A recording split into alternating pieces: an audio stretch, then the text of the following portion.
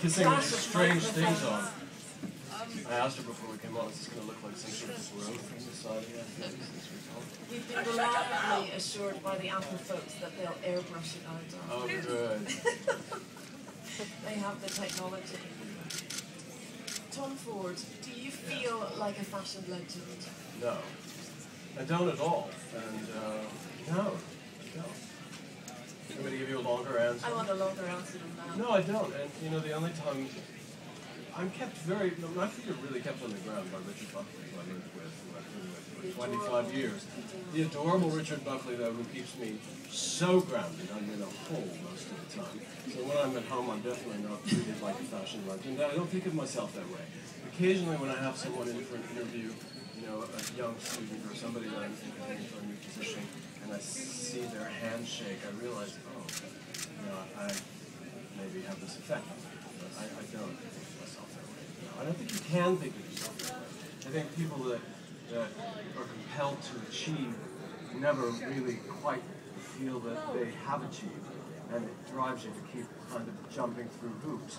I think the moment you get to a place where you think, oh, I'm a fashion legend, or I'm a legend, or I'm a legend at whatever I do, then that's when you're no longer competitive, and you're no longer thinking, and you're no longer moving, and that's when you're essentially dead.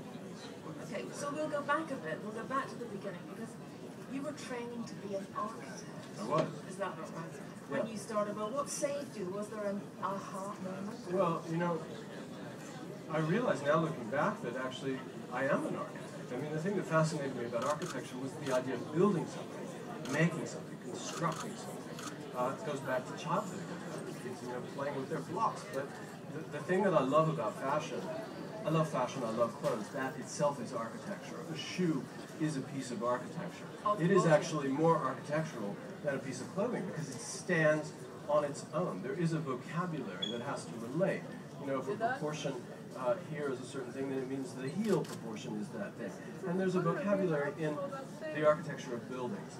You know, I think, you know, if you have a certain kind of, if you're going to make a curved wall, the best thing to make it out of is not necessarily a rectangular brick.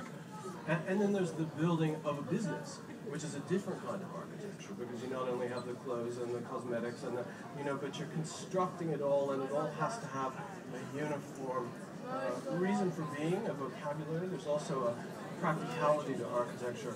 I remember one of my instructors asking me one time in a project, I had made a door red. Why is this door red? Why are all the other doors black? I said, well, it's really pretty red. It wasn't a good enough answer. You know, if the door's red, what does it mean? Why? Why is it different than the other doors? Where does it go? So in everything I do, I ask myself those questions. You know, if I design something, I think, why? Who needs this? Where are you going in that? What are you doing it? But you actually justify it in your head. It's not an instinctive thing. You actually figured out a whole argument. Oh, it's probably a combination of intuition and something cerebral, which is kind of how I do everything. There is an intuitive feeling of that's just not balanced. Why? What's bothering me? What's bothering me about that?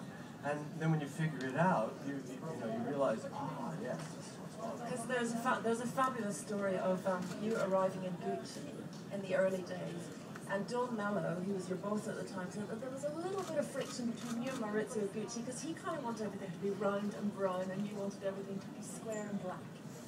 Yeah, this is not really a true story, but it's one of those things that sort of turned into a story. But Maurizio, you know, had a wonderful idea, and Maurizio was actually a terrific guy. He was the guy who wanted to restore Gucci to what it had been when he was a kid in the 50s and 60s. And so he set out to do this. He was not a great businessman, unfortunately, and that was really the main problem. But in his mind, it was what it had been in that period, which was brown, which was round, which was. And we were in the early 90s when things were starting to shift. And in the early 90s, everything was black, and it was angular, and it was sharp.